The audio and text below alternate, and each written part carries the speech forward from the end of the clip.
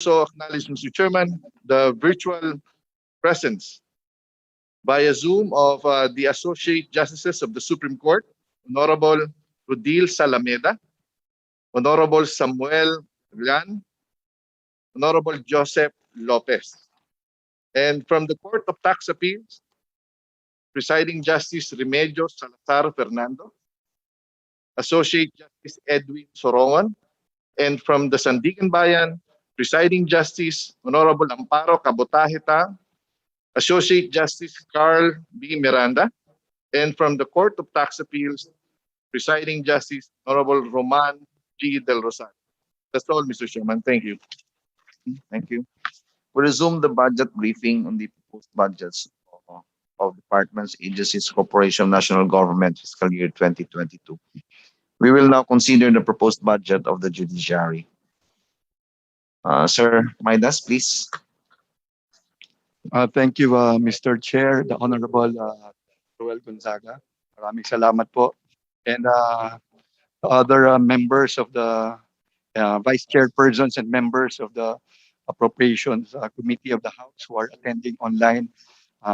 Magandang hapon po sa inyong lahat.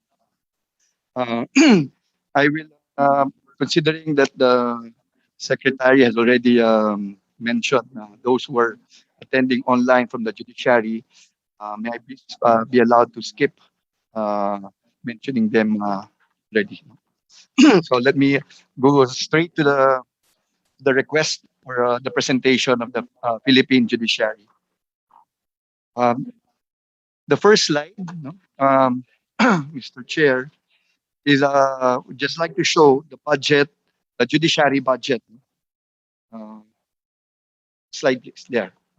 So here, we will see that in 2021 or for the current year, we were given 45.31 billion. That's the total for Supreme Court of the Philippines and lower courts, the Presidential Electoral Tribunal, the Court of Appeals, the Sandigan Bayan, and the Court of Tax Appeals. 45.31 billion is the 2021 budget for the entire judiciary. For 2022, we proposed 67.28 billion. However, in the 2022 NEP, the judiciary is only being given 44.98 billion. That means there is a variance of from the proposed 2022 budget of the judiciary to the one indicated in the 2022 NEP of 44.98 billion. There is a variance of 22.30 billion. Incidentally, we will notice that in the 2021 budget of 45.31 billion, in the 2022 NEP, it is being decreased to 44.98. So from 45.31 billion this year, it is being decreased to 44.98 billion. In Section 3 of Article 8 of the 1987 Constitution, it is stated that the judiciary cannot be given a budget lower than what was given to it the previous year. So if the 2022, if 44.98 billion will be maintained in the 2022 budget for the judiciary, that will be violating the 1987 Constitution. Now, let me go to the variance, 20.30 billion. So for the Supreme Court, there's a variance of 16.89 billion. For the Presidential Electoral Tribunal, there's a variance of 53.28 million. For Court of Appeals, a variance of 4.01 billion. Sandigan Bayan, 1.07 billion. And Court of Tax Appeals, 275.82 million. With a variance of 20.30 billion, we are requesting the Congress to reconsider at least 7.47 billion of the 22.30 billion. So we will not be asking anymore the entire 22.30 billion. Of course, considering the recent, the pandemic and all the expenses of the government. So we the judiciary is just requesting for 7.47 billion out of the 22.3 billion variance. So um, if we're going to put that in this table, you will see, no, that of the 7.47 billion, 4.38 billion will go to the Supreme Court and the lower courts. 16.56 million will go to the Presidential Electoral Tribunal. 2.01 billion will go to the Court of Appeals. 834.46 million will go to the Sandigan Bayan, and 231.15 million will go to the Court of Tax Appeals. Briefly, Your Honors, let me just indicate what comprises 4.38 billion for the Supreme Court and the lower court. So we have a lump sum for creation of new positions, including the Judicial Integrity Board. The Supreme Court recently created or formed the Judicial Integrity Board uh, to take care, no, of all the administrative cases filed against judges in justices of the collegiate appellate courts, including court personnel. We also are asking for a budget for the lump sum for creation of new positions. We have 60 trial judges at large of the RTC and 40 trial judges at large of the first level. This is based on based based on Republic Act, no, the creation of judges at large. At present, we only have appointed. No, there's we have 40 judges at large, 20 RTC and 20 first level courts. No? So we still have 60 for the RTC and 40 for the first level courts. And then we're also asking for the hazard pay. This was deleted, which was already given by Congress for 2021. Uh, Also, we're asking for the communication expenses for internet connection of local courts, for the implementation of our electronic courts. I'm pleased to inform everyone, Your Honors, no, that the Supreme Court has started the video conferencing hearings, no, because of the pandemic, when we had to physically close our courts, no, as early as March 2020. By May 2020, we already were able to embark on giving uh, 365 Philippine Judiciary 365 accounts to all our courts nationwide, so that they can conduct video conferencing hearings and also electronically transmit court orders, processes, and issuances. And I'm happy to note, Your Honors, that from May 4, 2020 to September 2, 2021, we've had 496,572 video conferencing hearings nationwide with an 87.84% success rate. That means even if our courts are physically closed, our courts continue to function. Uh, we're also asking for, of course, repairs and maintenance of our buildings. Um, Also, the rent and lease expenses. No, we have a number of newly created courts, and these courts still do not have physical courtrooms. No? That is why we have to lease spaces, no, for our newly created courts. That is for the Supreme Court and the lower courts. For the Presidential Electoral Tribunal, we're asking for 16.56 million, no? Considering that 2022 is a national election year. And we would like to prepare, no, in case a, a protest will be filed before the Presidential Electoral Tribunal. So 16.56 million will be for the personal benefits of the staff, office supplies, communication expenses, transportation, and delivery expenses. Also, for the purchase of machinery and equipment, transportation equipment. So that is all 16.56 million. For the Court of Appeals, we're asking for 2.01 billion for personal services, and then for maintenance and other operating expenses, traveling, training, rent expense. Right now, the Court of Appeals in Visayas, no, is still renting. Also, the one in Cagayan de Oro for Mindanao is still renting. No? And also for capital outlay, buildings and structure, we intend to already proceed, no, with construction of our judicial complexes in Cebu City for Visayas and in Cagayan de Oro for Mindanao.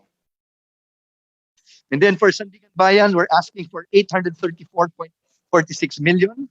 Uh, these are for new positions, personal services, new positions, other personal benefits, hazard pay, and then for MOOE, repair and maintenance of the building, and capital outlay. Sandigan Bayan Centennial Building is scheduled for retrofitting. So that's 834.46 million for Sandigan Bayan. For the Court of Tax Appeal, it's 231.15 million for personal services, a lump sum for creation of new positions, for upgrading or conversion of positions, reclassification, upgrading of positions. Also, additional supplies and materials. It's all of 231.15 billion. Then for for Court of Tax Appeal. Now, in the special provisions, also requesting for a rewording. Special provision number 2. This request has been repeatedly granted, Your Honors, since 2013. So we would just like to repeat the request that it be stated in our proposed rewording, so that the SACH, or the special allowance for justices and judges, will continue to be granted pursuant to a 2011 resolution of the Supreme Court. Anyway, Your Honors, the special allowance of justices and judges is fully funded from filing fees, no, paid by court users. And then another proposed rewording that we are requesting is for special provision number 7. The original wording is that there is exact amount to be given to the courts, no? But we would be requesting, no, that it be equitably allocated by the Supreme Court, no? So Supreme Court will equitably allocate this amount, no, based on the standards prescribed for lower courts by the Supreme Court. So it's not going to be in the specific amounts, no, as indicated in the NEP. Basically, Your Honors, that is the request of the judiciary. Perhaps I can just go to the judiciary structure and all the other data if there will be questions propounded by any of the members or of the Appropriation Committee, Your Honor, if you will allow it. Okay, Secretariat, who will be the first? First interpolator. May I call on the majority? We have Representative Carlos Caloy Salate, please.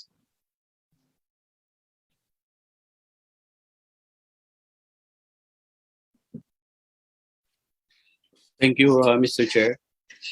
Can I Go be ahead. heard? So, Nograles, Mr. Chair. Yes, go ahead. You Thank you, have the Mr. floor. Chair. Magandang hapon sa ating lahat. Mr. Chair, sa ating mga kasamahan, as well as resource persons from the judiciary led by Justice Maidas.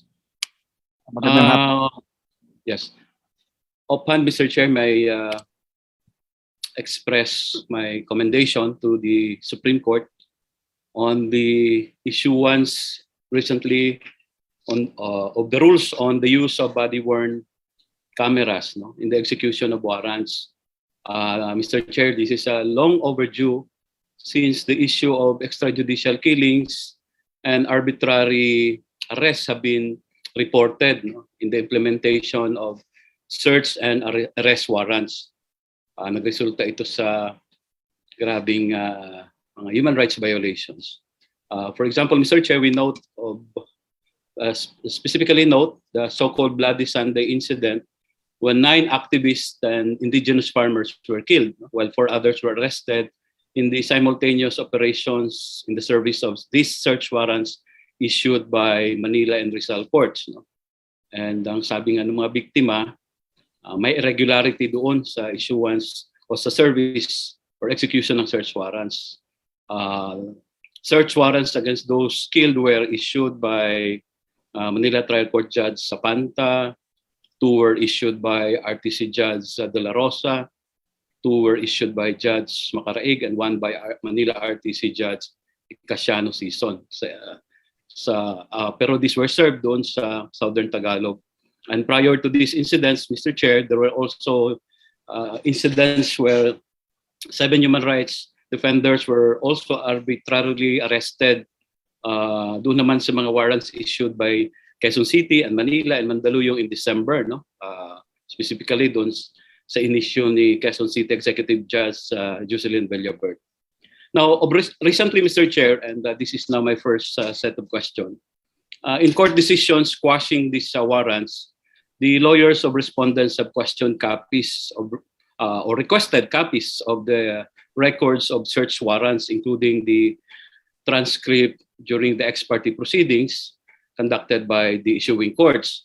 Unfortunately, Mr. Chairs, and in observance of due process rights of the accused, shouldn't be these documents be made available to them upon request, no, through their counsel. Mr. Chair, may we get a reply? Maraming salamat po, Congressman Zarate. No?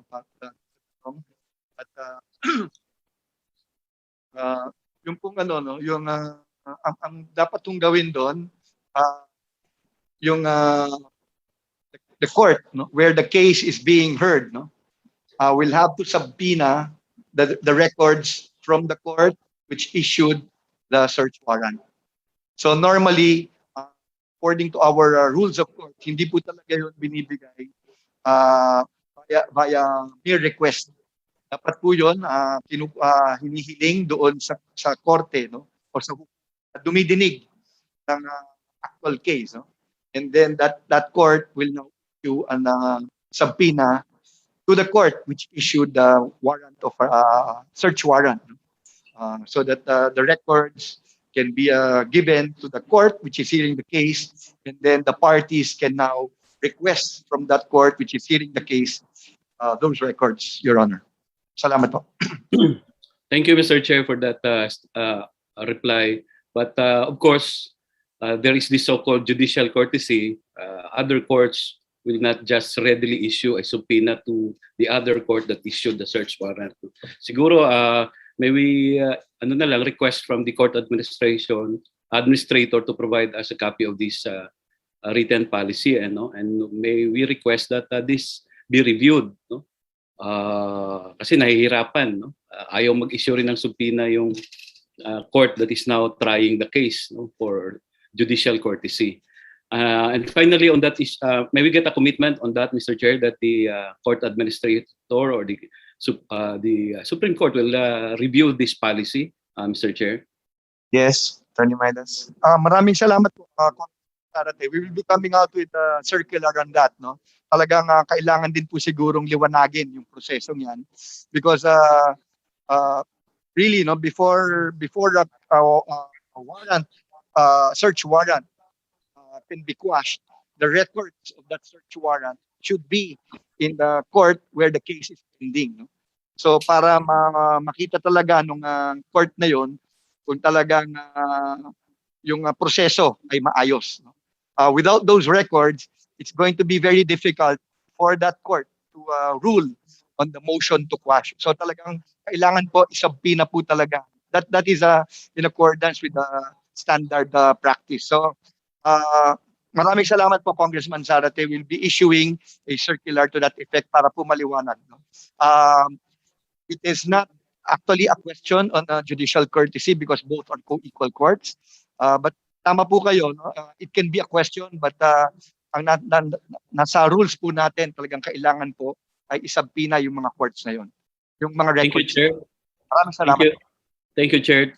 Thank you, Court Administrator. Will the and last I asked in that aspect, Mr. Chair, will the court or administrator or the Supreme Court conduct an audit of these question search warrants, and what are the other extraordinary reliefs, no, that victims of arbitrary arrests can possibly access, Mr. Chair? Mr. Chair, with your permission. Yes, go ahead. Yes, Congressman Zarate, ang mga issuances po ng search warrants ay normally being reported, no, to the Supreme Court. In their that's included in their in the monthly reports being submitted by our courts nationwide. Thank you, Mr. Chair. Now on to another issue, Mr. Chair. During this pandemic, nung panahon ng pandemic, the Supreme Court decided to remand to the local courts the petition for humanitarian release, no, of sick or old elderly political prisoners. No, there were 22 of them. However, I read a suggestion from Justice Leonen that a writ of kalayaan can be considered and formulated by the court so that elderly and sick detainees can avail of this remedy. May I just inquire, Mr. Chair, if the Supreme Court is seriously considering this suggestion, and if yes, how is the crafting of such measure being done at present? Fred. Thank you, Mr. Chair. The Supreme Court has a rules committee, no? That has been mentioned, no, in the decision in that has cited. Perhaps what we can do is I can ask Justice Leonen, no, if he can submit a recommendation to the Chief Justice so that that recommendation can be taken up by the Rules Committee of the Supreme Court. Thank you, Mr. Chair. Sana po ay soon, no, we can have that writ of kalaya. And another issue, Mr. Chair, during last year's and even the previous year's budget hearing, Justice Maidas committed to this committee as well as to this representation that they will revisit or study the writs of amparo, habeas data, and habeas corpus even, no? Because there was this observation na parang nawawalan na ng ngipin itong mga protective writs na ito, Mr. Chair, no? There is this trend that some courts are treating these writs as a corrective rather than preventive remedies, no? So especially nitong mga nakaraan, Mr. Chair, na napakatindi ng red tagging, no? And red tagging by itself should also be considered a threat to life, liberty, and security. But ang hirap po, no? Even to get a temporary protection order, there's a difficulty on that. So may we inquire from the court administrator, Mr. Chair, whether the Supreme Court is seriously, again, considering those proposals submitted to the High Court, Mr. Chair, and what is the status of this? Attorney Maidas. Yes, Mr. Chair. Yes, I confirm that that was initially considered. No? In fact, right after the budget hearing last year, I personally spoke with then Chief Justice Diosdado Peralta, and it was scheduled. No, he just formed a committee or a technical working group, no, to come up with some recommendations. Unfortunately, because of the pandemic and the retirement of Chief Justice Peralta early this year, that has not been called again, no, for for deliberation. Perhaps with our new Chief Justice, and together with if Justice Leone, no, is willing with a recommendation for the study of the issue of rules on writ of kalayaan, this can also include, no, a review, no, of writ of amparo, habeas data, and even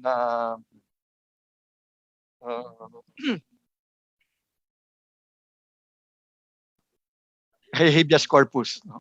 Um, Mr. Mr. Chair, what I can what I can do, no, is I can again talk to the Chief Justice, and maybe we can see how this proceed. No? Again, maybe we'll create a technical working group so that we can come up with an initial draft for the rules committee to start with or consider. Kong Kaloy, will you please wind up? Yes, Mr. Chair. Thank you for that reply, and we cannot overemphasize, no, the need for these protective rates, no? Especially doon nga sa nabanggit nating mga malalang paglabag sa karapatan ng tao. At again, ang huling takbuhan ng ating mamamayan ay ang Korte Suprema para maproteksyonan ng kanilang mga karapatan, Mr. Chair. And on the budget, Mr. Chair, of the judiciary, this representation fully supports, no, Mr. Chair, the request of the judiciary. Talaga namang halos taon-taon na lang, no, nababawasan yung pondo ng judiciary, no? At I fully support the restoration as requested by the judiciary of the 7.47 billion. Ang dami ho nating pinasang batas dito, Mr. Chair, na creation ng mga bagong korte. At kung walang pondo ito, this will be useless, no? And tama naman 'yon, no? Merong autonomy ang korte pagdating sa kanilang pondo at hindi na dapat ito binabawasan. And also, this representation would like to request to register its support, no, doon sa taon-taon din na babago yung mga special provisions na yan as recommended by the judiciary, the restoration or the rewarding of the said special provisions, Mr. Chair, no, to fully suit to the needs and requirement of the judiciary, especially during this time of pandemic. And two pandemic-related our questions na lang, Mr. Chair. Was there a particular budgetary item in your proposed budget, Mr. Chair, related to COVID-19, especially in the conduct of testing, treatment, and the likes, Mr. Chair, or acquisition or procurement of protective equipment for our court personnel, Mr. Chair? Attorney Maidas? Yes, your Yes. last question, Kong Kaloy. Yes, sir. We have other MOO related expenses, no? Humihingi po kami, no, for supplies, including supplies, and then yung hazard page, COVID-19 po. Mr. Chair, just a short manifestation, no, on that. And I know the chair also knows this. Last week, Mr. Chair, nagkaroon po ng surveillance testing, no, sa ating Hall of Justice sa Davao, no, dahil marami nang napapabalitang tinamaan ng COVID. And as we speak now, the Hall of Justice ng Davao City is on lockdown. Parang 50 more or less ang naging positive sa COVID-19, no, after that mass testing. And so there is really a need to make this regular, no, dahil ang nangyari po tuloy-tuloy naman ang trabaho doon sa Hall of Justice. Possibly, Mr. Chair, the Supreme Court can consider a suggestion, no? This is also suggested by some lawyers in Davao. After the testing, ay sana po wag na natin munang i-require ang ating mga kawani na bumalik sa trabaho, no, kung sila ay asymptomatic. Dahil ang nangyari po after the testing, yung mga asymptomatic ay bumalik lang sa kanilang trabaho, no, habang inaantay yung resulta ng test, no. So in so doing, kasi hindi pa nila alam ang result. Paglabas ng resulta pala, positive sila, ay di nakapag ano na naman sila, no? Na-infect na naman nila yung mga tao doon sa Hall of Justice, no? So may we suggest that this policy be reviewed by the Supreme Court, no? Pag nag-conduct ng mass testing, lahat ng mga na-test ay pauwiin na muna, wag mag-isolate muna. At huwag na silang pabalikin. Dahil ho, pabalik-balik lang yung problema na yan kung hindi ho maging systematic yung gawin nating testing, contact tracing, and all the likes, no? And again, I hope the judiciary will also be given a support on this, Mr. Chair, no? Yung COVID-19 intervention nila, including possibly allocation of budget for vaccination for our court personnel. That's all, Mr. Chair. Thank you, and we will appreciate if the court administrator will give his reply. Thank you. Attorney Midas, please. Yes, maraming salamat po. Ganun naman po talaga, Congressman Zarate, pagka nag-testing po tayo ng RT-PCR at medyo matagal po yung resulta, talagang hindi naman po natin dapat pinapapasok. Siguro, bibigyan na lang po namin ng advice yung ating executive judge doon sa Davao, no, sa reminder. At gusto ko lang din po, Mr. Chair, magpasalamat, no, kay Congressman Zarate for his support in our budget. Tama po si Congressman Zarate, no, pag hindi po tumaas ang ating budget, 54.8 trillion, considering the net of 5 trillion, magiging mga 0.75% na lang po ng national budget and judiciary, no. That is going to be an all-time low, no. Dati po nagiging 0.98%, 0.91%. Bihira po tayo mag 1%, no. But if this is going to be maintained at 44.98 billion with a 5 trillion budget, then it's going to be an all-time low for the judiciary. So maraming salamat po, Congressman Zarate.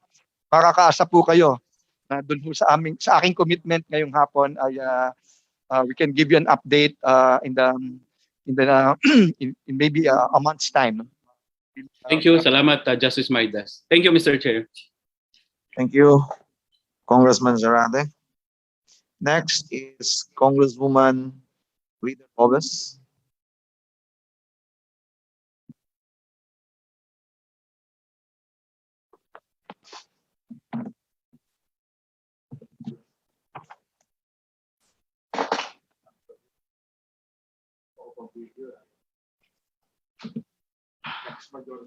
Okay. One call pa, sir.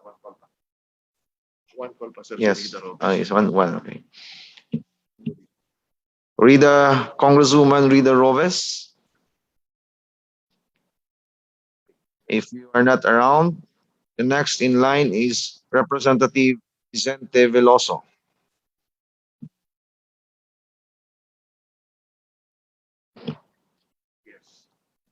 Representative Vicente Veloso.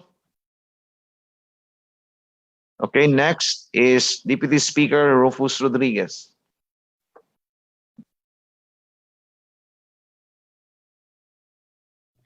Thank you very much, my fellow Mindanaonon. Maayong hapon to Chairman Roel Peter Gonzaga.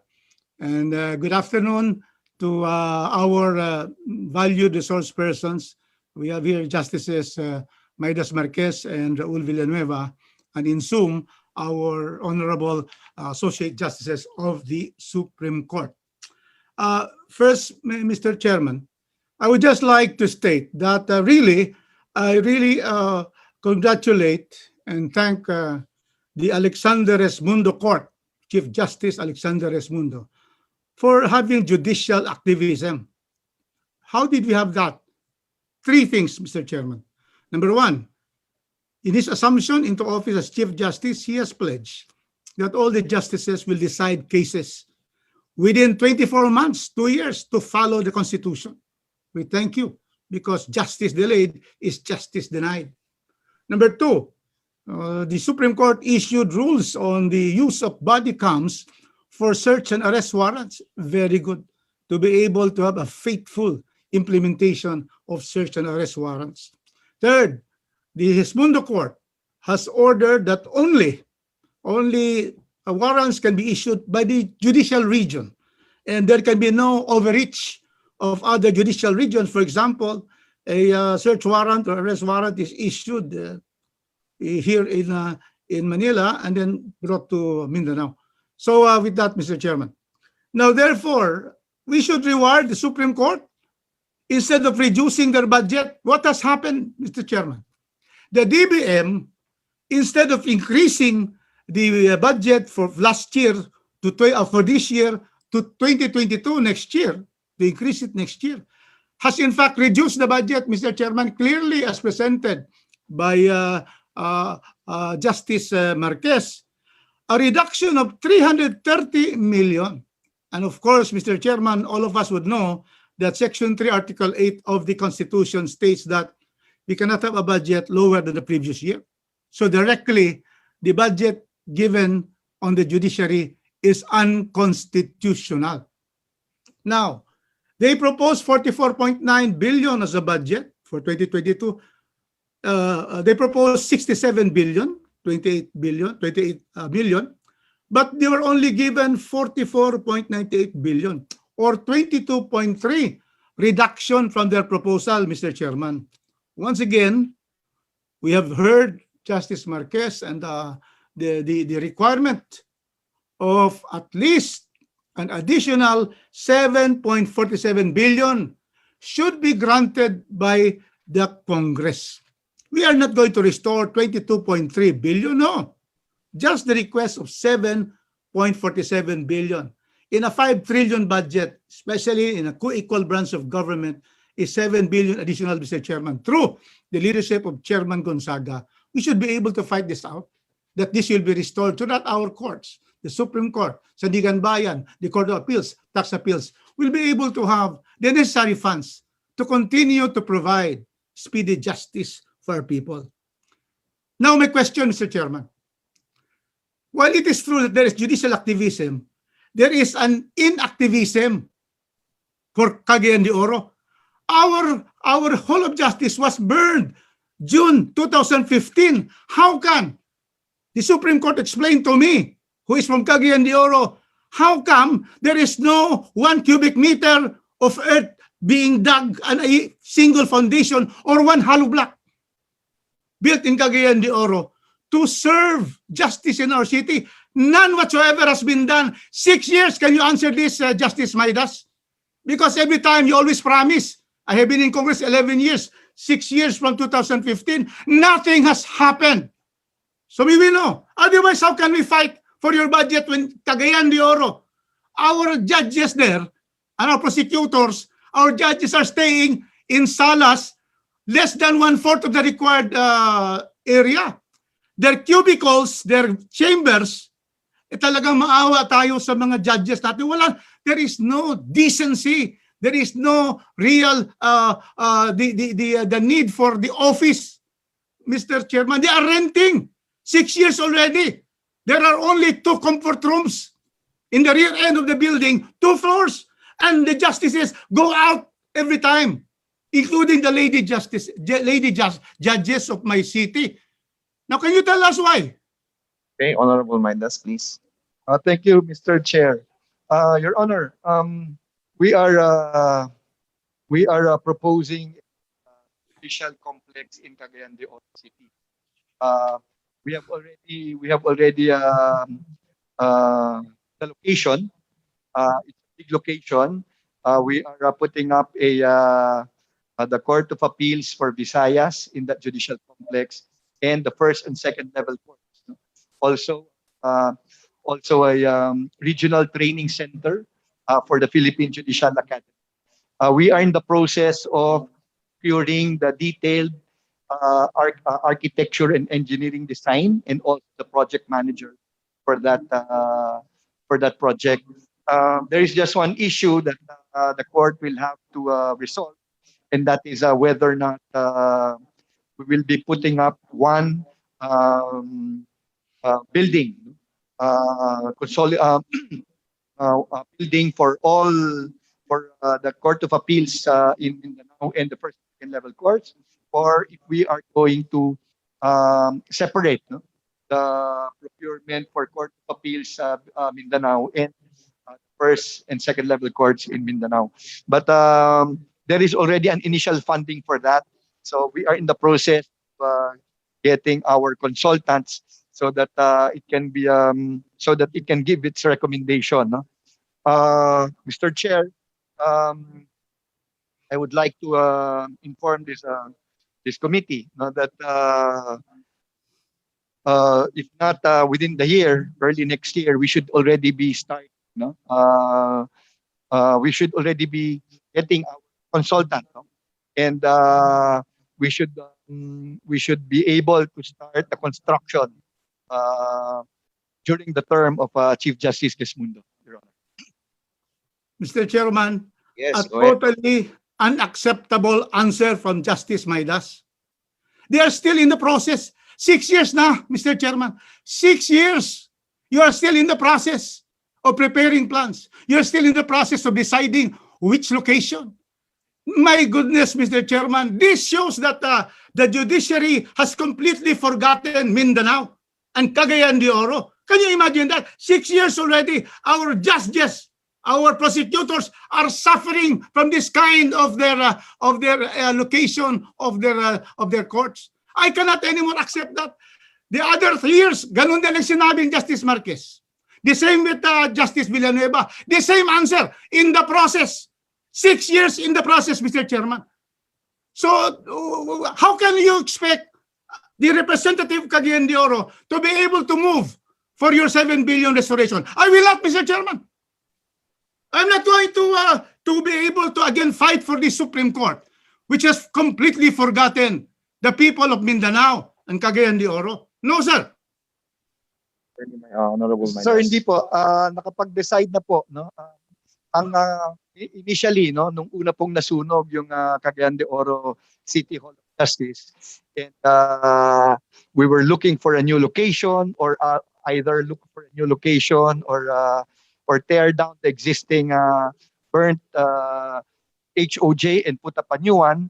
Pinag-iisipan an itatayo yung bagong Hall of Justice, no? Ngayon po nakapag-desisyon na po, at ito po ay ilalagay doon po sa, I think if I'm not mistaken, some 6-hectare property, no? Of which 4 hectares are buildable, no? So it's going to be located there. At katulad po lang nasabi ko, we are in the process already of procuring the consultants for the DAED and the project manager for this project. Pasensya na po at medyo naantala lang. Nagpalit-palit po tayo ng Chief Justice, nagkaroon po tayo ng COVID. But assured po, Congressman Rufus Rodriguez, I will personally be involved in this project, and I will commit, no, that before the year ends, I will be able to give you updates, no, on the development of this project.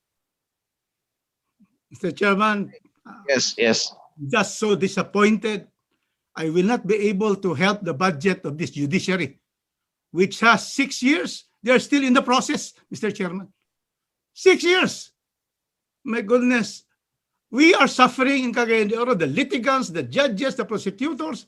And how can that be explained? 6 years. They have not yet even decided where to put that.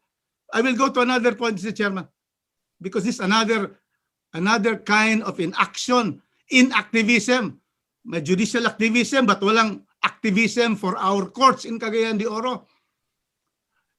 Justice Marquez, you have not yet funded in the Supreme Court one metropolitan trial court in cities in Cagayan de Oro, which I was the author. It's already been approved, and no budget.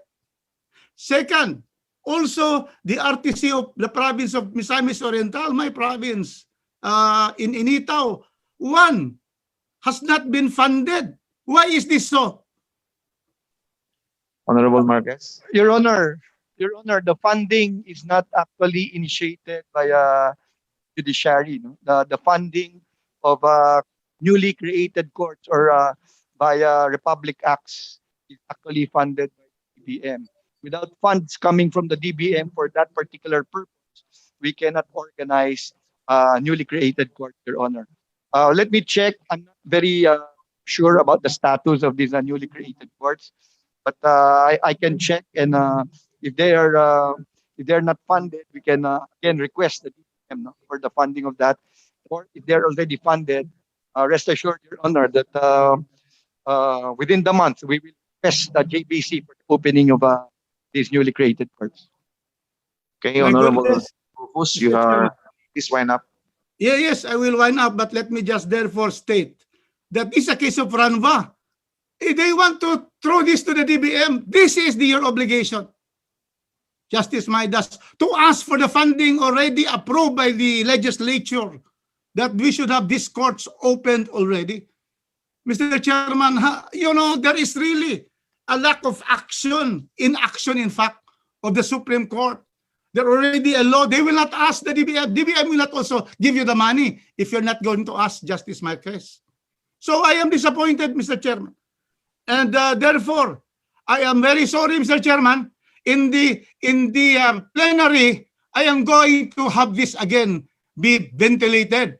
Because unless, you know, all the promises of Maidas, of Raul Villanueva, has not really resulted in one hollow block to be placed in Cagayan de Oro for that building. Meantime, 6 years. So I am sorry that if there is no definitive answer from now up to the plenary, I am going to oppose any increase in the budget of the court, of the judiciary. I have been working for the judiciary, Mr. Chairman, for their budget since 2007. Everybody knows that, including Maidas and everybody, all those who retired as justices. We always fight it out because we believe that the judiciary is the bulwark of democracy. But with this kind of attention, no attention in action, Mr. Chairman, no, we are going to oppose the budget of the judiciary in the plenary. Thank you, Mr. Chairman. Thank you, DS. I will help you. I will help you on that. You are my boss. You are my teacher for quite a time. I will personally help you in the DBM and any other office for the satisfaction of my teacher. Thank you very much. Okay.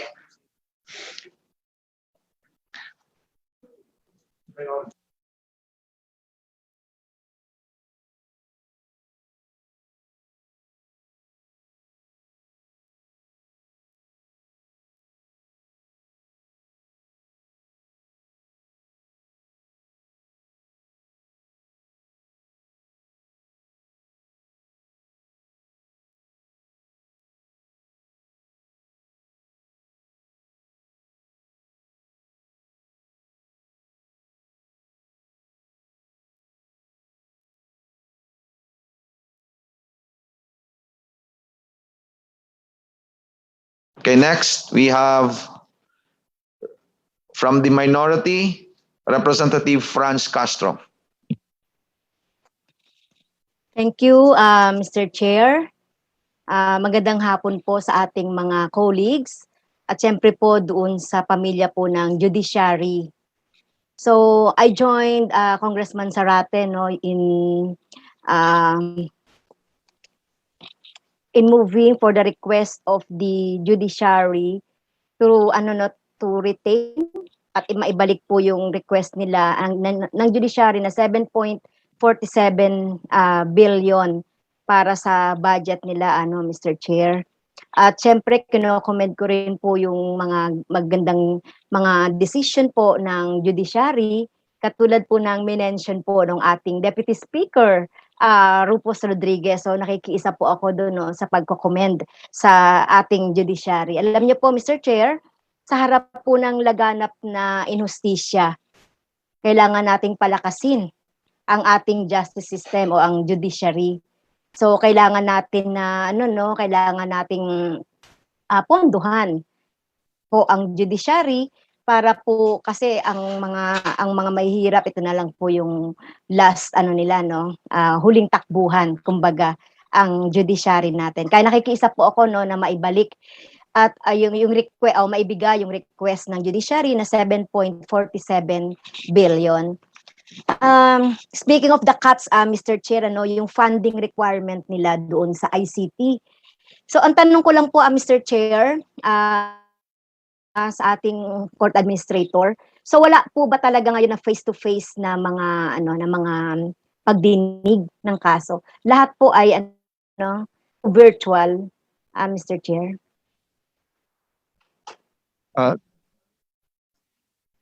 Thank you, Mr. Chair. Hindi po lahat ng pagdinig ngayon ay virtual. Depende po yon Honor Congresswoman Castro, kung ang isang lugar po ay naka-ECQ, MECQ, GCQ, or MGCQ. Ayon po sa ating current rules, pag ang area po ay naka-ECQ or MECQ, are physically closed, or kung meron pong yung bago ngayong tinatawag na granular lockdown, when we have to physically close our courts. Pero kahit po physically closed ang our courts, our courts continue to function. Meron po tayong video conferencing facilities, so especially on urgent matters. We have actually directed our courts to continue to function and resolve urgent matters through video conferencing hearings. Thank you, Mr. Chair. Alam niyo po, kahit po ano man po yung klase ng quarantine, napakahalaga at nakakatulong po yung mga virtual na mga pagdinig ng kaso. Tama po ba ako? At nakakapagpabilis din po nung proseso nung resolution ng mga kaso. Tama po ba? At tama po, Congresswoman. Thank you, Mr. Chair. Kaya po yung funding requirement po sa ICT, Mr. Chair, may panukalang may panukala po ba ang Supreme Court para sa ICT requirements? Kasi napansin ko po na wala pong mga locally funded project or any item for ICT and reliable internet connection. So, kasi nakikita ko rin po talaga yung kahalagahan nung paggamit din po halimbawa ng mga apps na ginagamit po ng ating mga korte para mas ma-expedite po yung pagdinig ng mga kaso. So wala po ba kayong proposed na pondo doon, Mr. Chair? Mr. Chair, meron po tayong proposed projects and funding for that. Kasama po yun doon sa ating hinihinging 7.47 billion. Kasama po yan yung communication expenses, nasa mga 32 million po yan. And meron po tayong recurring ICT operating maintenance expenses, and yung Judiciary 365 platform annual license natin po, nasa mga 960 million po. Kasama po yun sa ating hinihingi sa Kongreso. Okay. Thank you po, Mr. Chair. At ako po personally, ang aking pong kami po sa ACT Teachers Party List ay susuportahan po yan. Meron pong proposed na 50 million for Judicial Marshal Service, pero hindi na po yata ito in-include sa NEP. Tama po ba? So, kung ito po ay mawawala, ano po ang magiging epekto nito, Mr. Chair? Mr. Chair, kasama po yung 50 million for the Judiciary Marshal Service for 20. Kasama na po. Okay. Kasama na po doon sa 7.47 po. Tama po, Mr. Chair. Hindi na po namin sinama sa 7.47 kasi nasa NEP na po siya. Okay.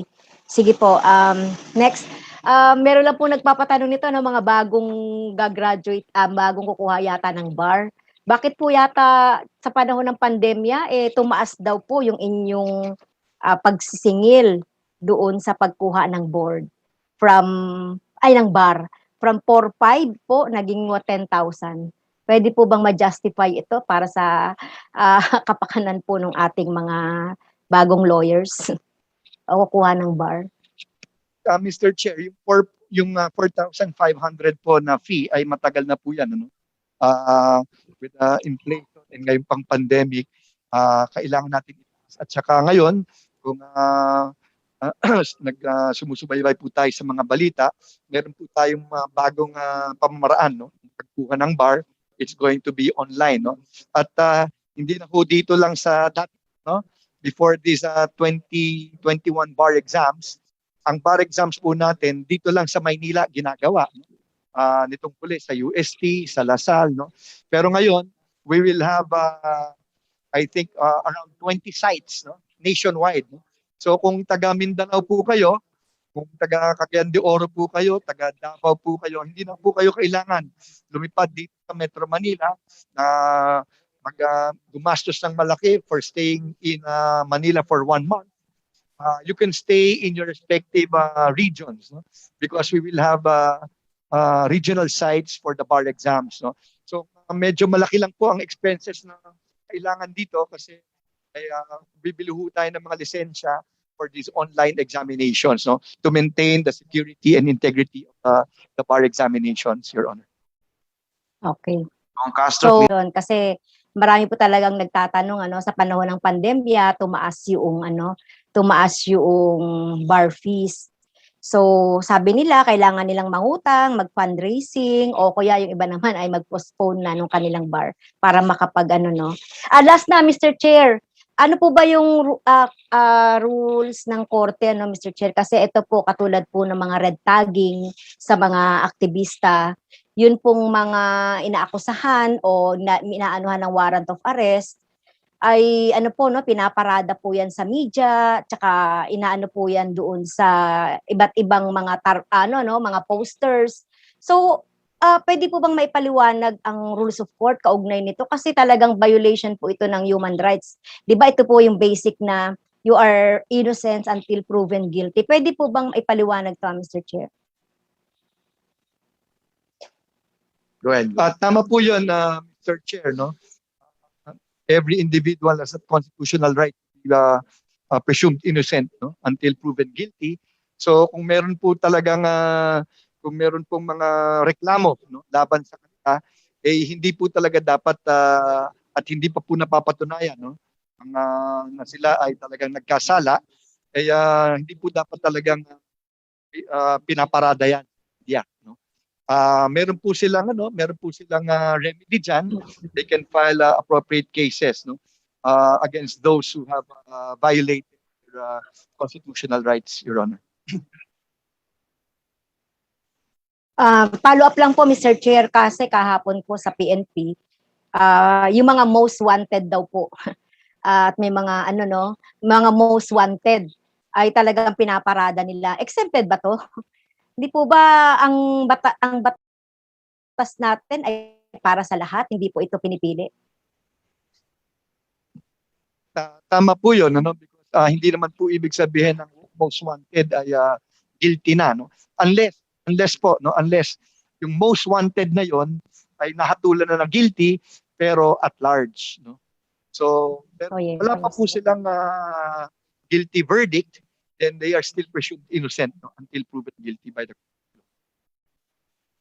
Thank you, Mr. Chair. Thank you, Justice Maidas, for that very clear explanation. Maraming salamat din po. Thank you, Kong Castro. We have next in line, Representative Rida Rufus.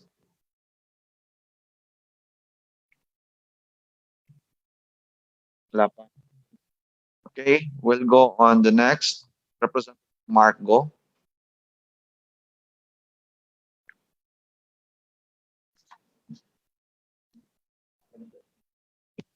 Yes, Mr. Chair. Thank you very much.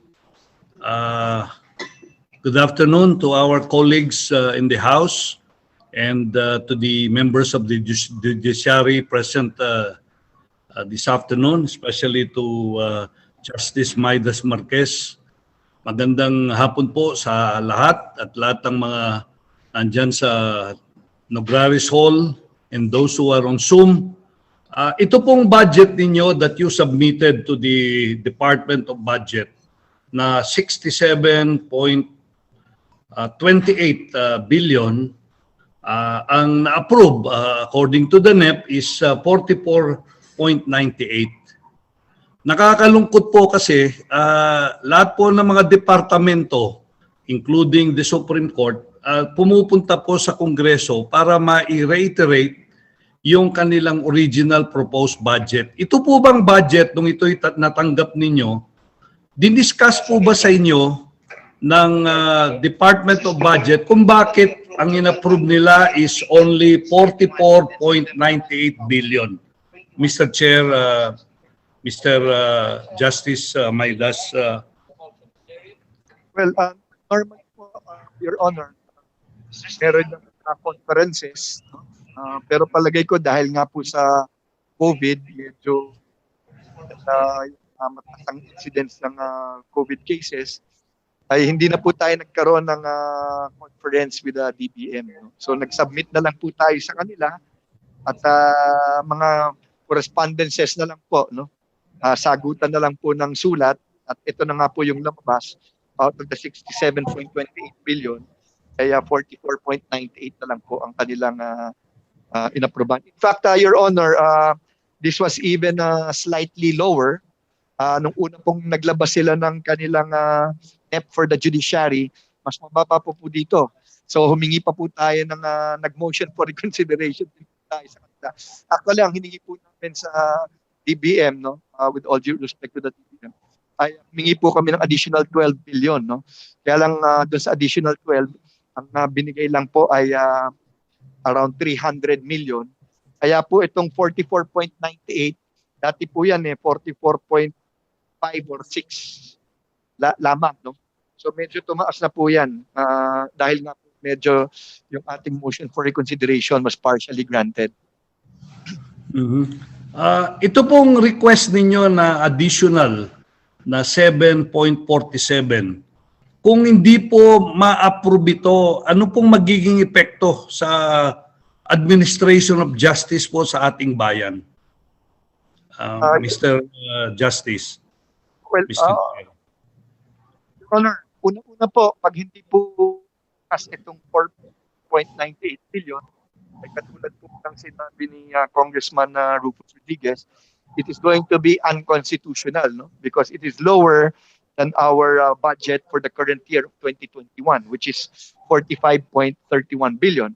And it is going to violate Section 3, Article 8 of the Constitution. So yun po ang unang-una. Pangalawa, siyempre po, yung ating pong mga nasimulan, ano? Katulad po yung mga video conferencing hearings. Sabi ko nga po kanina, we're very pleased, no, to note that from the time we started, meron tayong kulang-kulang 500 video conferencing hearings nationwide. No? So ibig sabihin po nun, kahit naka-physically closed, kahit physically sarado ang ating mga korte, ito po ay tumatakbo at nagagawa nito ang kanilang katungkulan, no? Ang kanilang gawain. So pagka medyo hindi po natin nakuha, no, yung hinihingi po nating 7.47 billion, medyo mahihirapan po tayong patakbuhin, no, ng maayos ang ating hudikatura.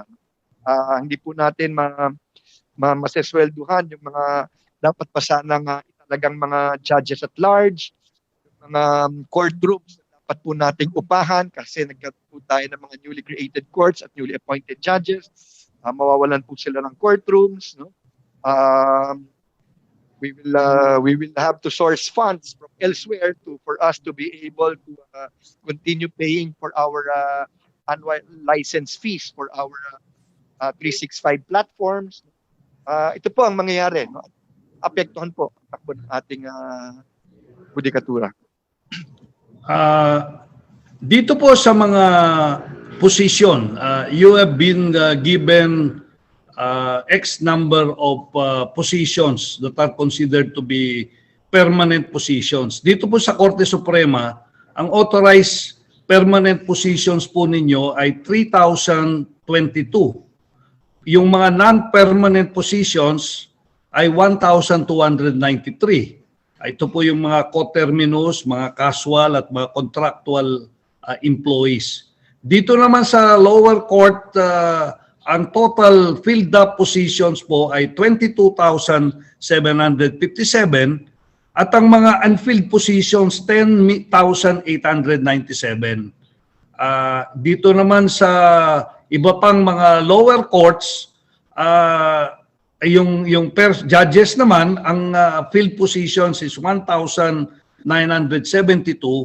at ang unfilled positions is 744.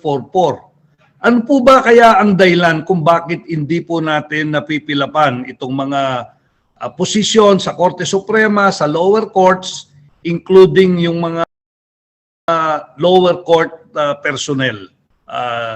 Mr. Chair, Honorable Justice Maidas Marquez. Well, mahaba yung proseso, no, ng per positions, no. At minsan karamihan po or marami po sa kanila ay hindi po qualified. Katulad po halimbawa ng court stenographer, no. Isa po sa qualification ng isang court stenographer ay dapat meron kang 2 years experience, no, after passing civil service exams, having the required educational units. Kailangan po ng 2-year experience. Ang hirap na po humanap ngayon, no? And this 2-year experience, this is provided by civil service rules. So ngayon ho, hindi na ho tayo makahanap ng mga graduates ng stenography, course of stenography, na merong 2-year experience, no? So ang ginagawa po natin, kaya hindi po natin mapunuan yan, ang ginawa po natin, kumuha na lang po muna tayo ng mga contractual stenographers, no? At they are contractuals until they comply with the 2-year experience, after which doon pa lang po tatakbo yung proseso ng kanilang permanent appointment if they will be recommended, no, by the judge. If the judge thinks they are qualified and fit for the position, no. So ganun po ang nangyayari, no. Tapos meron po tayong mga bagong program sa Supreme Court, no, yung ni-roll out po natin yung MOOE ng mga lower courts. Kailangan po kaagad ng mga help ng ating mga judges, no. So meron po tayong court financial aid. Again, these contractual positions, kaya hindi po lahat ay permanent, no. Kasi po bago maging permanent, talagang dadaan pa po tayo sa civil service, medyo matagal po, at saka sa DBM, no. Kasama na po diyan yung mga court decongestion officers, no, which Congress has authorized to help and assist our courts, no, with our employment of court decongestion officers. Napababa po natin ang court dockets by some 30%. So patuloy po nating ginagawa yan. These are again contractual, Your Honor. Congressman Go, please wind up. Yes, have you considered using technology to address po yung concern ninyo? Particularly, let's say, you specified yung mga stenographer. Baka hindi na pwede nang ma-substitute yan sa paggamit ng technology. Hindi na siguro kailangan ng stenographer, kundi pwede ka namang may tape recorder ka. We can use our cell phone and they can even help us in the correction of spelling, tsaka yung mga iba pang pwedeng gamitin para ma-address natin yon. So in that case, we can consider other modalities of documenting yung proceedings ng korte. Mr. Chair, Honorable Maidas Marquez. Yes, Mr. Chair, Your Honor, ito pong ating Philippine Judiciary 365 account, no, as a record function, no. So pag nag-video conferencing hearing po tayo, no, let's say si judge is presiding from wherever, and then all the other parties to the case are remotely appearing, meron pong stenographer doon, meron pong recording function yung ating 365 platform, pero kailangan pa rin pong i-check or i-verify ng ating court stenographer kasi minsan po although naka-record tapos transcripted na, no, lumalabas na po yung transcription, because of the different dictions, no, or pronunciations of the parties appearing in a conferencing hearing, kasama na po yung judge, no. Minsan hindi po na nakukuha yan na accurately, no, ng recording device. So kailangan pa rin pong tingnan yon. Pero tama po kayo, naghahanap po tayo ng paano ma-develop yung ganyang system na nakaka-capture, no, ng ating mga pronunciations, even dialects, no. So right now what we have is just the regular transcription function of the 365 system, which still has to be checked by the court stenographers for accuracy, Your Honor. Thank you, Your Honor. Mr. Chair, I have one last question. Yung pong mga judges natin, meron po kasing dito po sa Baguio, meron pong mga judges na galing sa ibang probinsya na gustong lumipat sa Baguio at yung mga taga Baguio naman gusto lumipat kung saan sila nanggaling. Ayon po sa kanila, isa po siguro sa nakaka-delay nito ay hindi po ang nagdidesisyon ang Korte Suprema. Ang nagdidesisyon po rito, yung usual procedure, they have to apply, titingnan ng JBC kung sinong qualified, then they submit a list to the President and the President appoints. Meron po bang gustong gawin ng Korte Suprema para kamukha po sa ibang departamento sa gobyerno natin ngayon, pag-transfer lang, no change in pay, salary grade, at saka position, ang magdi-decide lang ang head ng departamento. Dito po ba, kayo po ba ay papayag na ang magdi-decision lang ang Korte Suprema? Your Honor, Mr. Chair? Chair, maraming salamat po. Kung temporary transfer or designation lang po, si Chief Justice na po is authorized to do that. Pero kung permanent transfer po, nakasaad po sa ating saligang batas, na ito ay isang pagtalaga ng ating Pangulo. Kaya kung permanent appointment po in another jurisdiction, then it will have to really go through the JBC and then the President will appoint. Pero kung temporary designations lang po, sa Supreme Court pwede na po yun. Okay, Honorable Marco. Yeah, so again, thank you very much, Mr. Chair. Just last manifestation, I would like to express my full support to the Supreme Court as far as the additional budget that they are requesting. And during the plenary, I will stand before the Congress to ask for this additional budget that is requested by the Supreme Court of the Philippines. So again, thank you very much, Mr. Chair. And Justice Maidas, maraming po salamat. At sa ating pong mga kababayan, maraming salamat. Maraming salamat din po, Congressman. Thank you, Honorable Marco. Next in line is from the minority. We have Representative Ferdinand Gay.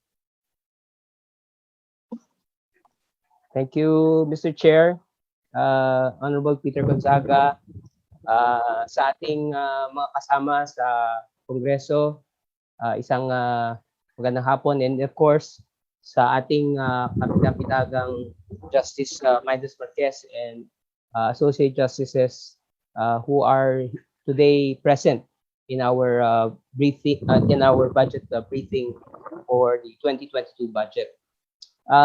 Tulad nung iba nating mga kasamahan sa Kongreso, binabati po ang Hudikatura sa kanilang active role doon sa pagtitiyak na ang in the execution of warrants, ang paggamit ng body cams and among others, pati yung nabanggit ni Congressman Rufus Rodriguez regarding kung sino ang dapat nag-i-issue ng mga warrants, dapat within the region. At I think these are positive developments.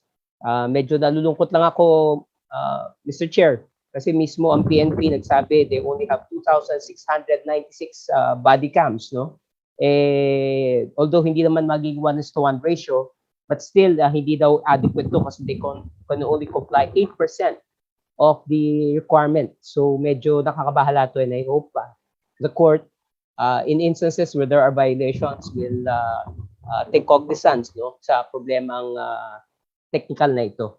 Nevertheless, ang unang tanong ko po ay I think we left off in our last briefing, Justice Maidas, yung usapin sa collective negotiations agreement. And I had the opportunity to talk to some of our employees, the union in Supreme Court, and they have good may maganda silang mga balita na nabanggit sa akin that steps are being made towards the negotiations, towards the collective negotiations agreement. Baka pwede pong mabigyan na kami ng update ano na yung status ng ating CNA na dagdag na benepisyo, lalo na sa panahon ng pandemya, ay definitely makakatulong, Mr. Chair. Thank you, Mr. Chair. Tama po yun. Siguro mga 2-3 weeks ago lang po ay meron po akong sinubmit na recommendation to the Supreme Court and Bank for the creation of a judiciary-wide technical working group. So kasama po pinabibilangan po yan ng kinatawan ng Supreme Court, ng Court of Appeals, Sandigan Bayan, Court of Tax Appeals, and for lower courts, para po sila ang magbalangkas ng judiciary-wide provident fund for all the personnel of the judiciary.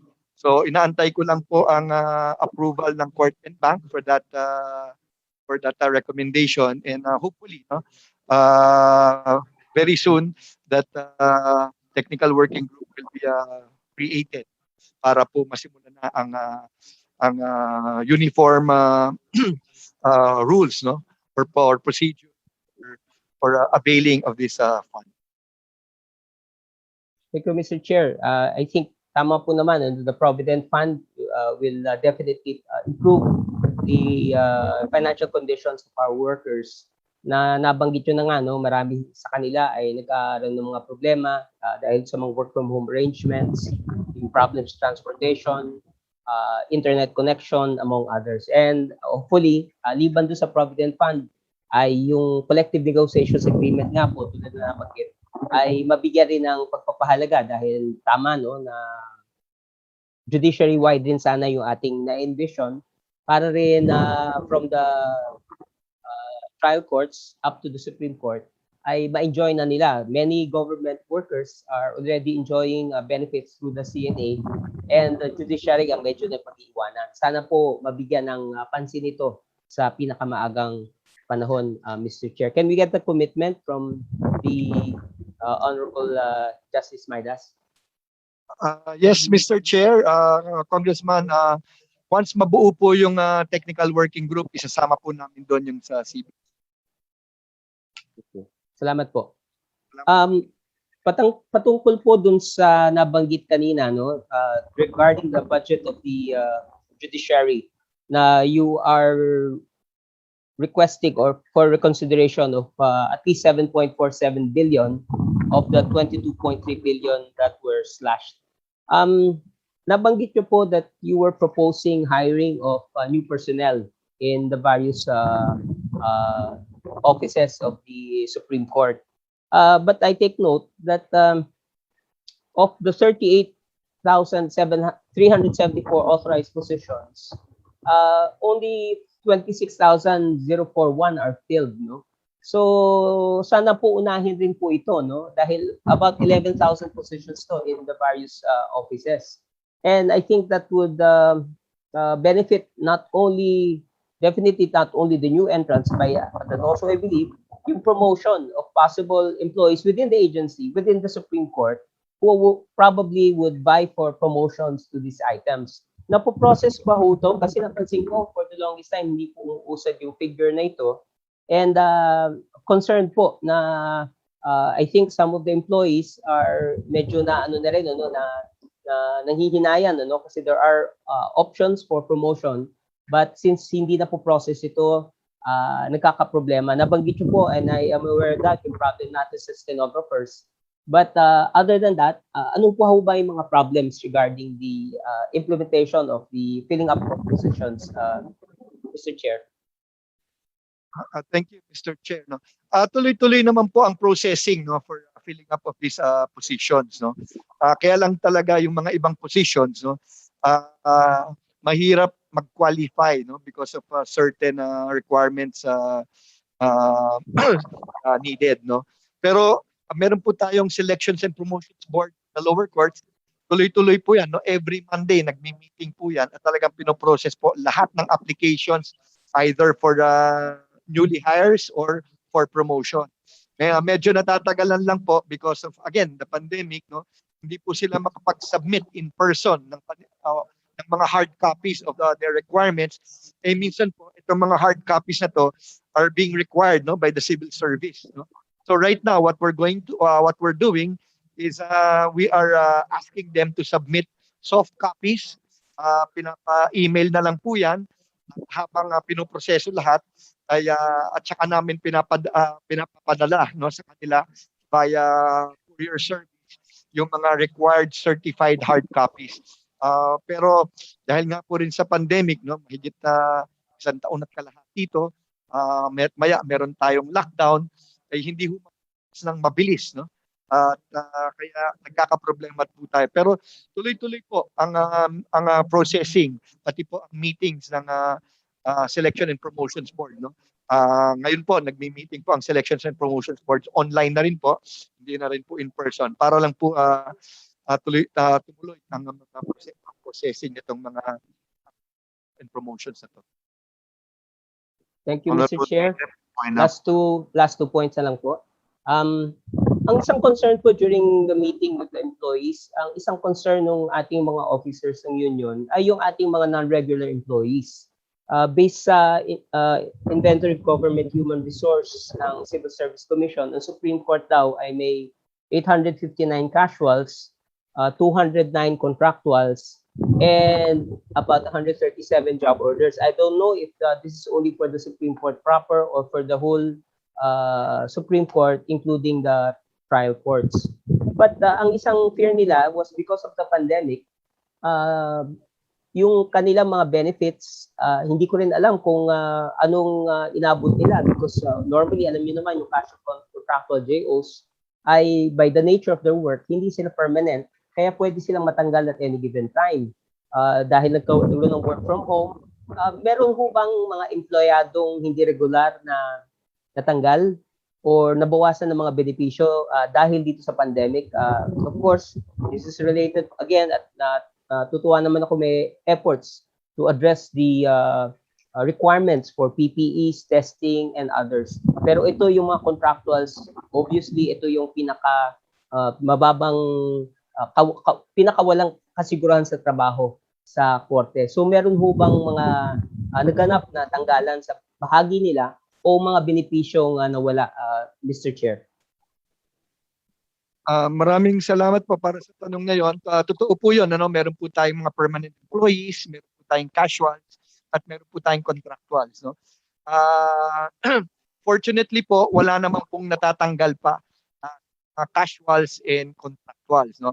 In fact, pag meron pong mga permanent openings, meron pong mga openings sa permanent positions, ito pong mga casuals at contractuals ang inuuna nating na mailagay, no? Provided they will have to be qualified for those certain positions. No? So dapat meron po silang civil service eligibility and all the requirements that are needed for those permanent items. Pero dun po sa mga benefits, di po nababawasan ang mga benefits so far, no? Ng mga casuals. Ang mga contractuals, by the nature of their employment, wala po talagang benefits yun, maliban po doon sa pinirmahan nilang sweldong tatanggapin, ano, in their contract of employment. Pero pag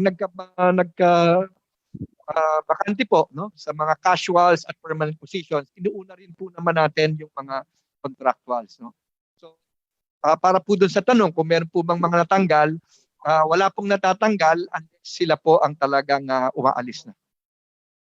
Thank you, Mr. Chair. And final manifestation, this representative fully supports the restoration of the 7.47 billion amount that was being requested by the Supreme Court for the needs of the agents for the Supreme Court for 2022. Naniniwala kami na unconstitutional nga yung nabanggit na reduction na pinopropose na 44.9 billion. Pero hindi lamang dapat i-restore ito doon sa same level of the budget of previous years, but to ensure that the mandate of the court can be implemented, kailangan maibalik itong 7.47 billion. So in the proper time, we will raise the concern during the plenary that the said budget be restored. And finally, Honorable Midas, love the ponytail, by the way. Salamat po. At maraming salamat.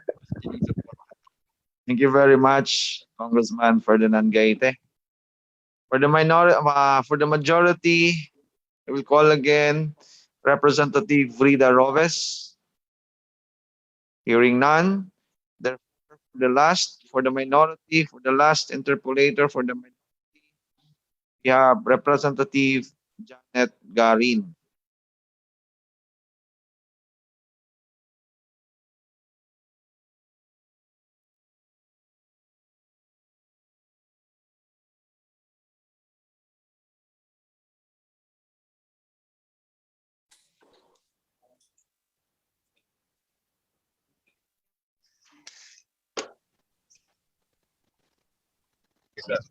Okay, okay.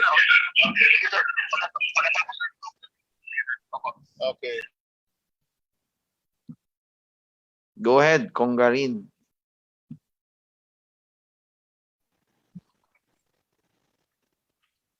Pleasant good afternoon to the Judiciary family, Mr. Chair. Daghang kaayong salamat for allowing us to interpolate. May I inquire, Mr. Chair, Your Honors, with the new normal and with the fact that we still have to live with COVID, what are the plans of the judiciary in terms of face-to-face hearings? Are they open to virtual hearings? Because we've been hearing that there are plans, but actually on the grounds, this is not happening. So we don't want our courts, considering that most of our courts are really small in size, and we're not built to be flexible and to accommodate physical distancing. What are the plans of the judiciary, and if ever, when will this be implemented? Thank you, Your Honor. No? Meron na po tayong virtual hearings. No? And I think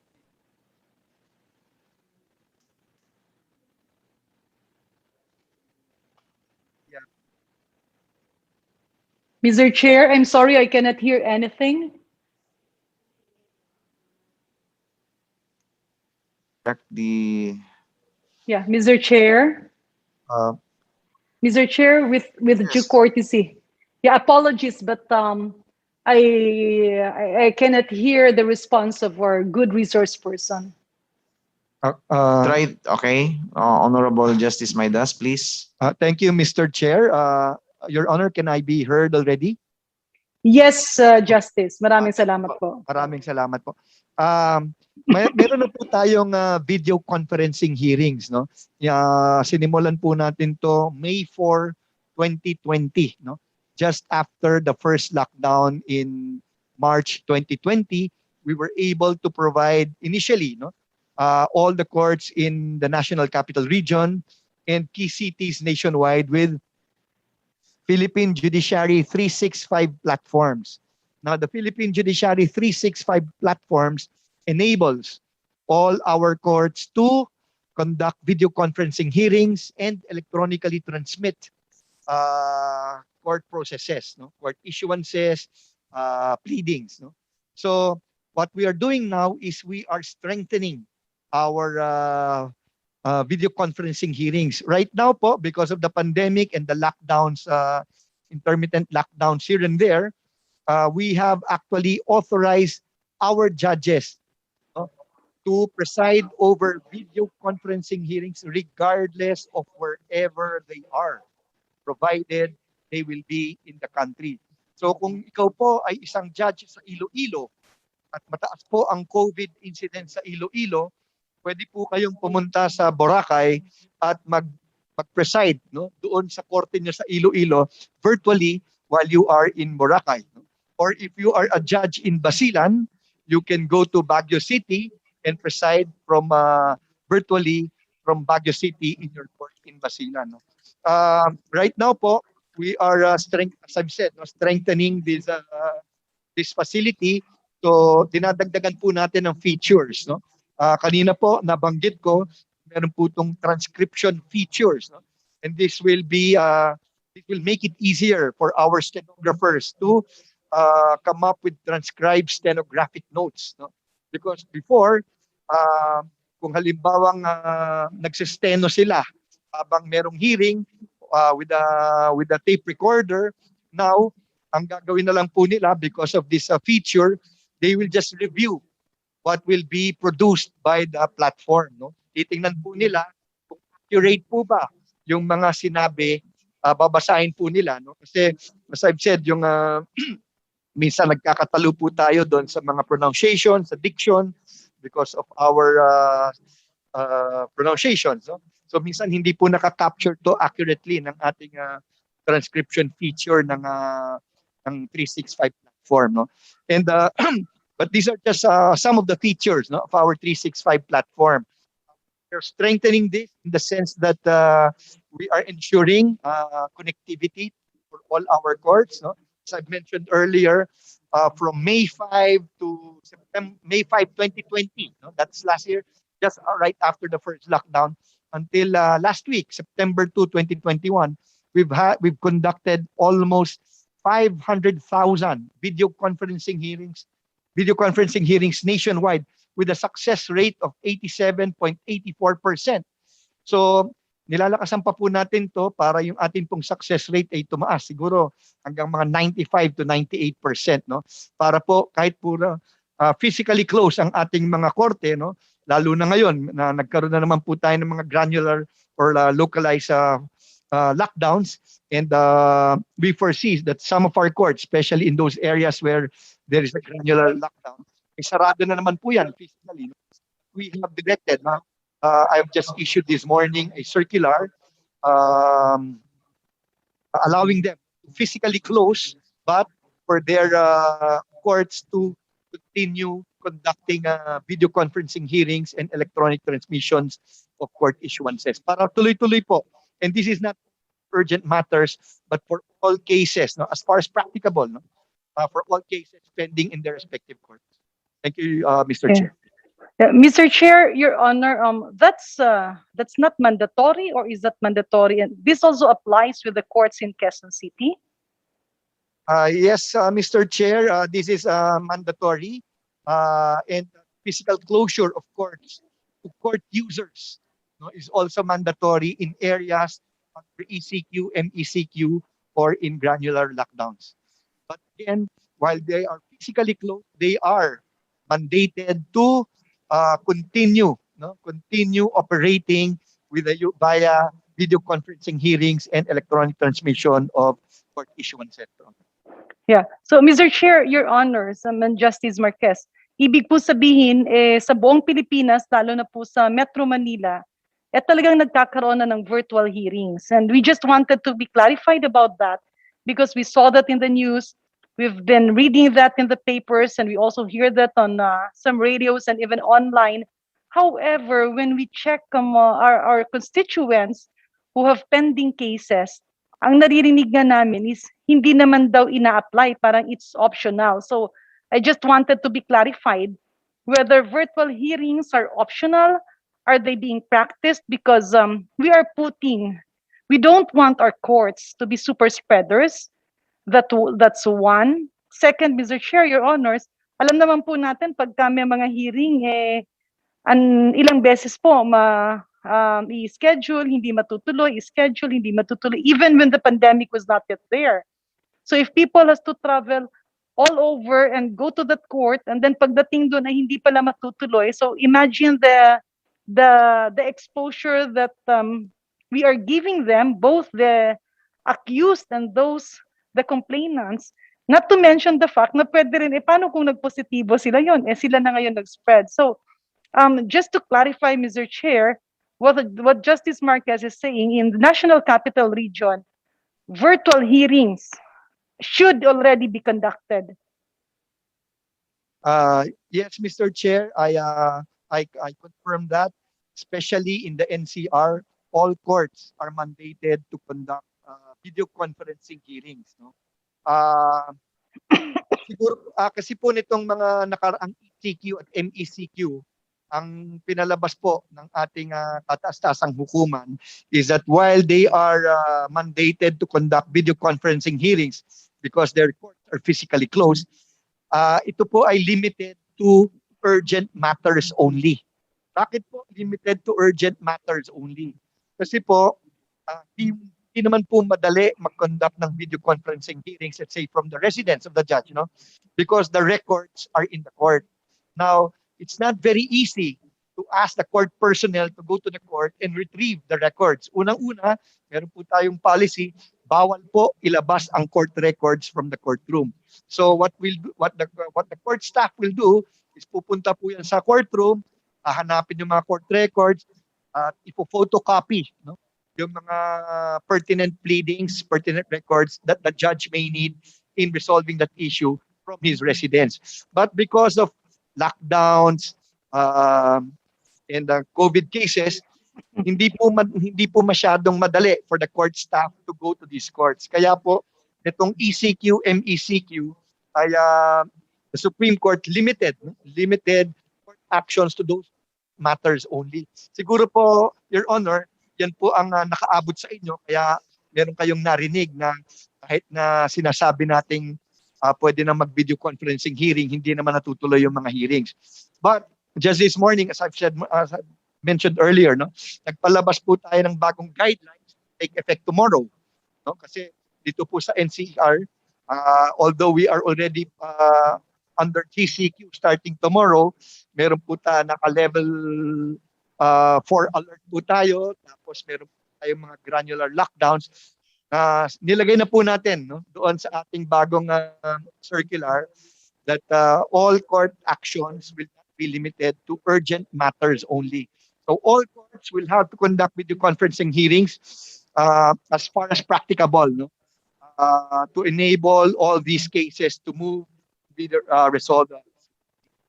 Mr. Chair, just to be clarified, sorry. So our Honorable Justice is telling us that where before the virtual hearings was supposed to be for urgent matters only, now a new guidelines or a new memorandum order was issued that effective tomorrow, virtual hearings will be conducted both for urgent and non-urgent cases. Did I hear that right, Mr. Chair? Yes, Mr. Chair, Your Honor, I confirm your statement. Okay, so that covers all cases. So it's now safe to tell our constituents, let's say who are in Iloilo, or our relatives who are, or our other friends, relatives, and colleagues who are in other places of the country, that if they're in the provinces, they don't need to fly to Manila because there will be virtual hearings. Kasi iba-iba rin yung guidelines. In other airports, they require swabs. And this swab test for purposes of traveling are congesting our laboratory. So it also delays immediate isolation and identification of COVID carriers. So just to reiterate, Mr. Chair, Your Honors, virtual hearings will now be applicable to all cases. That is right, Mr. Chair. All cases can now be heard via video conferencing.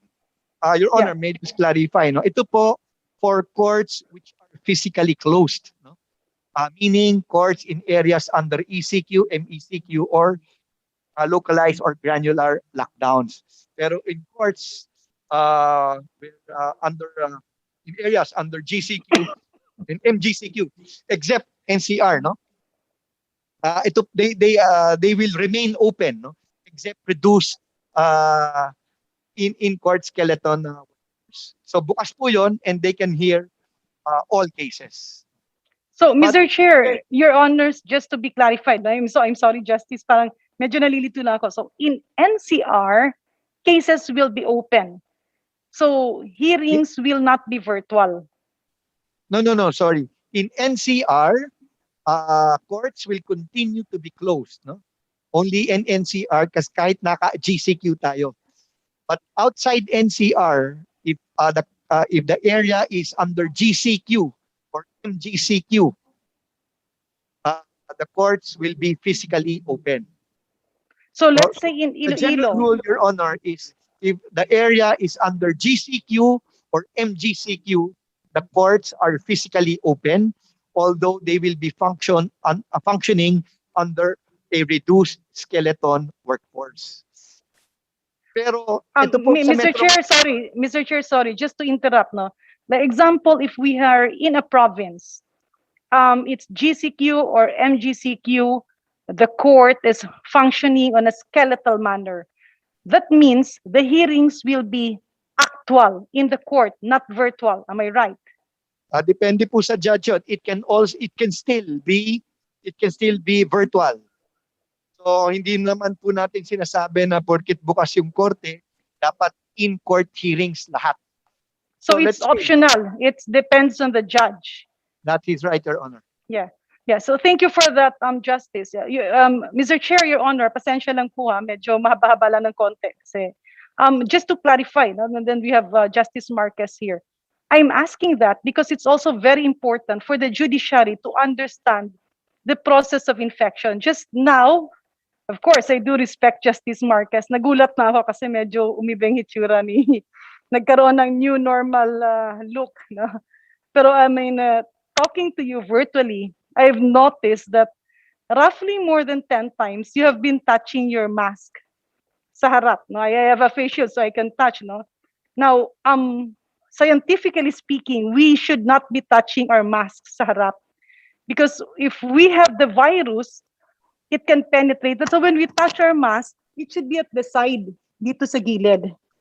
So just to show as an example, what happens is that, let's say I'm in the court and you are the judge, the chairman is the judge, and there are other people there.